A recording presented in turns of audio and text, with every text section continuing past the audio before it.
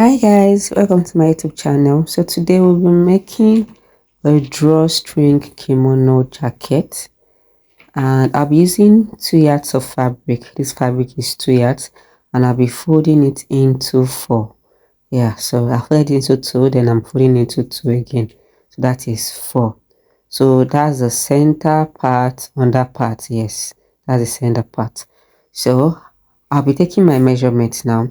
I'll start by taking my round measurement lines, whereas I'll start from the top. And at the top, I'm not starting exactly from the top. I'll come down a little bit by 0.5 inch for my sewing allowance for the upper part. So from there is where I'll start with sewing. I'll start measuring. So I'm starting with my armhole measurement divided by 2. I'll mark it as 7.5. Then I'll go down to my waist, which will be 15. I'm marking it. Then I'll go to my hip. So to get your hip, you can add 8 inches or 9 inches to your waist, depending on your body size. The standard is 8 inches actually. So I had 8 inches to 15. That will be 23. So I'll mark on 23. Yes, that will be my hip. So, and for the length, I'll be using um the length where this fabric is stopping. So you can see that part that is shooting out. Yes, I have cut a little bit from that side, so I'll be stopping there for the length of my clothes, of my kimono. You can make yours longer, you can make it shorter depending on what you want. And also this measurement is actually not necessary, like the waist measurement is not necessary. It's not really necessary because kimono is a free outfit. Yes, so but if you want to make it shapy, you can actually use it. So I'm just indicating that for people that want it to have a shape, a female like shape, but it's not necessary. So I will mark out the places I've marked. I'll mark them out like this. So now we're doing her neck. Remember, I'm cutting both back and front together. Yes, so the neck I'll be cutting first will be the back neck. So I'm starting the measurements directly from the top. I'm measuring 1 inch. Yes, so that's where I'm measuring. So I'm measuring 1 inch. Then the wideness, I'm measuring 3 inches for that. So I'll mark it, then I'll draw my neckline. Remember, this neckline is for the back. Yes, we'll cut the front neckline as the video goes on. So now I'll be doing what my sleeve. To do my sleeve, I want it to have a curve. So I'll come down at this edge. I'm coming down by 1.5 inches. So I'll be measuring it. I'll come down by 1.5 inch. So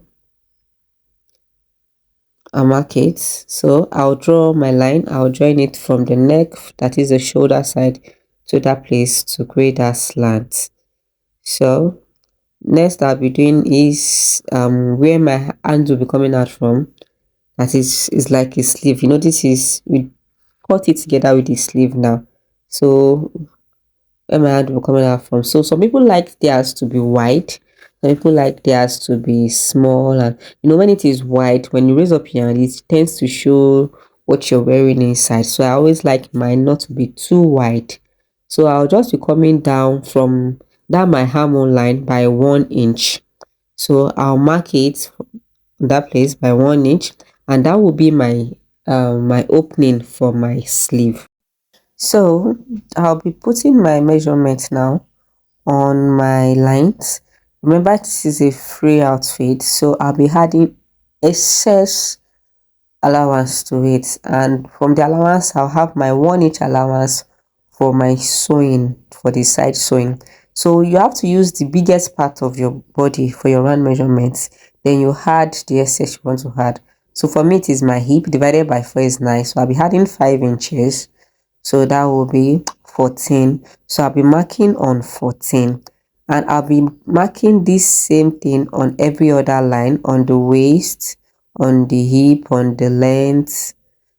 It's going to be straight, like straight. So like I said, if you want yours curvy, You can just divide your measurements, your waist by 4 like you do, then you add the allowance. You just add the allowance. So for mine, I only added, so I placed the measurements on my waist, the same measurement on my hip, and I curved it from that line. I'll be curving it from that line to the place I've marked. So the same measurement is on the length of my outfit also. So I'll be marking them like that. Curve it. Yes, so you can use a curve ruler if you want to. You can use your hand to draw your curve. So it is just a straight down outfit. So no paparazzi. Exactly. Thank you. Okay, so my back is actually ready. So it's just for me to cut it out. So I'll be cutting it out now. Remember, I only did my neckline for my back. So I'll be cutting it out now. Then after I cut it out, we'll do the neckline for my front.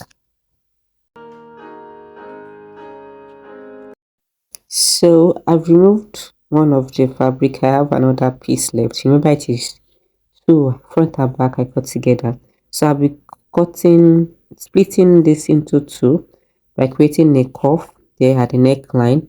Then I'll cut it in the middle. So I'm using my ruler, my French curve, to actually create the curve. You can just use your hand to create your curve if you want to, but I just prefer my curve ruler.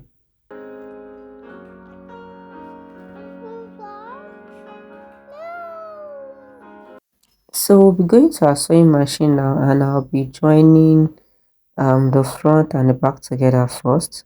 I'll join on the shoulder and on the side.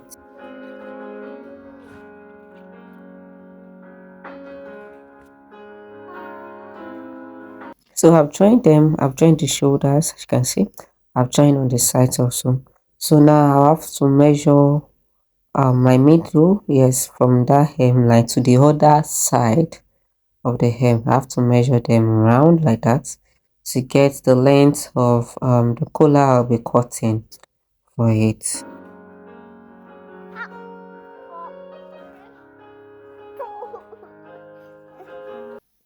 So for this I have 76.25, and for cutting my collars, most time I like adding excess, so I'll be adding the extra 4 or 5 inches to the length of the collar I'll be cutting out. And for the wideness, it will be 5 inches. So on fold, that will be 2.5. So by the time I join with 0.5 inch, I'll have 2 inches left on the collar.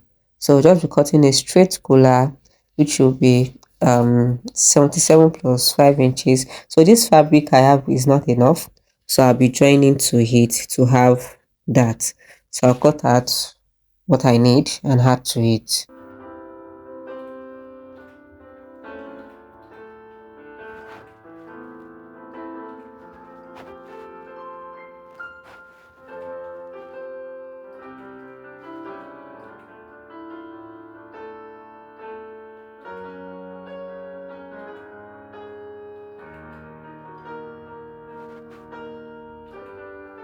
So I've joined my collars, and after joining I'll top stitch on that edge. Yes, I'll top stitch it like that round, so that will be able to lay flat on that part.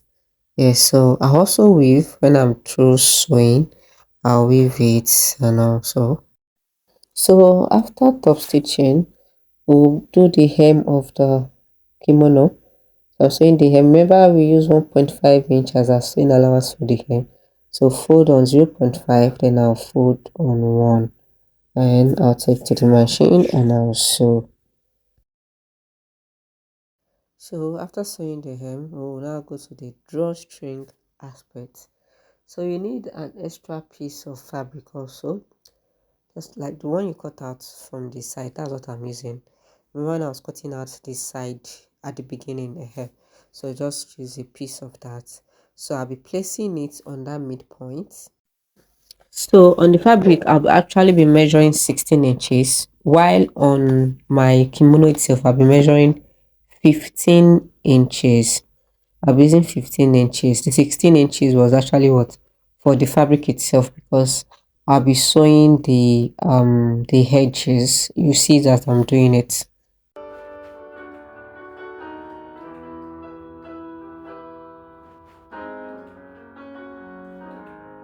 You can see that I actually sew the edge of that fabric first, and I place it on my clothes.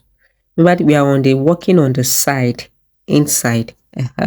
So after that, I would the wideness for this fabric is actually 3 inches. I think it's three. This is 3.25, but you can actually work with just 3 inches. So you fold in on each side by 0.5 inch. Like you can see the way I'm folding it. So you can hold it down with your pin. Remember that our sewing allowance was 1 inch. So what we have left, there will be 1 inch on this side, 1 inch on the other side. So you can see for the wideness now I have 2 inches left after folding in 0.5 on both sides. That will be 1 inch. Then I have 2 inches left on the wideness there. So I'll take to my sewing machine now. I'll sew it by the sides, also by the side. So when I get to the top, as I'm getting to the top, I also fold that upper part a bit to make it smooth and neat. Or you can actually sew it the same way I actually sewed the down part there. You can actually sew the upper part also to make it neat also. But I'll just be folding it like this. Yes, I'll just be folding it like that. When I get to when I'm sewing, I'll do that as I'm sewing. So I'll sew and I'll show you how it looks like.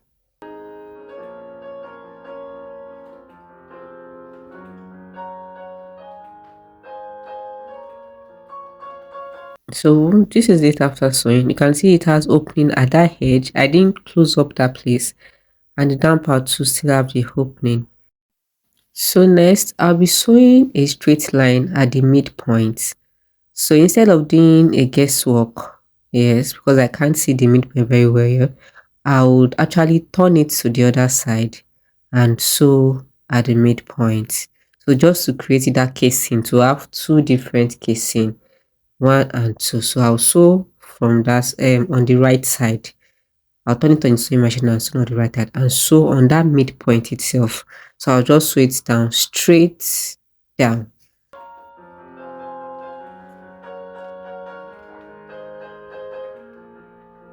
So this is it. I've done it. I've sewn it. Let me show you how it looks like. Okay, you can see it's just a straight line, no paparazzi. So the next thing we'll be doing now is to cut my rope. You can see it has two openings. Yes, same at the top and same here. So if you want to cut the rope, you can decide to cut two different rope, but I'll be cutting just one very long rope. Yeah, so I'll pass it in there, then I'll pass it to the other side like that. So just one rope, that's what I'm cutting out. So you can cut yours, you can make yours too if you want to.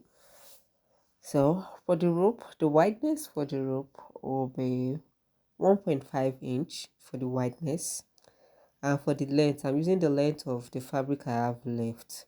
Yes, so you can make yours longer if you want to, but the length I have left, I think is 48. Yes, 48 because I folded into 4. So what I measured there is 12. So I have 48. So for the wideness, no, I'll be using two ropes now. Now I'm cutting one for, I said I'm cutting one, but the two I'm cutting is for the two sides, like side A, the left and right. So one for both sides. So I'll be cutting two.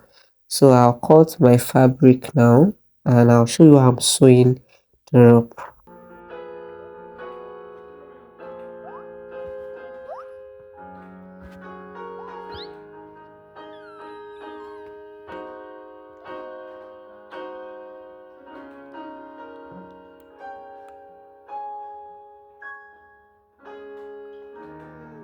So this is it. The next thing I'll be doing now is to fix it into the outfit.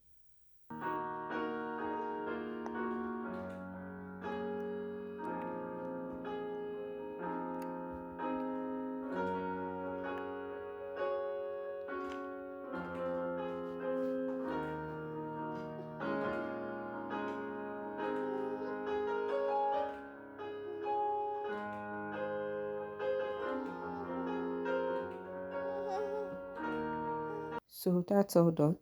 This is done. So my drawstring side is ready. Oh, so I can just draw it like that. Yes, and you can actually sew this edge. Yes, you can decide to sew it to put that rope in place if you want to just take to the sewing machine and sew on the rope at that top, the midpoint. So it's just to ensure the rope stays. So but the drawstring is ready, so I'll be doing the same thing for the other side, I think. And I'm done with my clothes. I think I have just my sleevelet, so I'll be turning my sleeve. I'll be the same way I did for my collar. I'll cut the fabric I have left. I'll put it on the sleeve.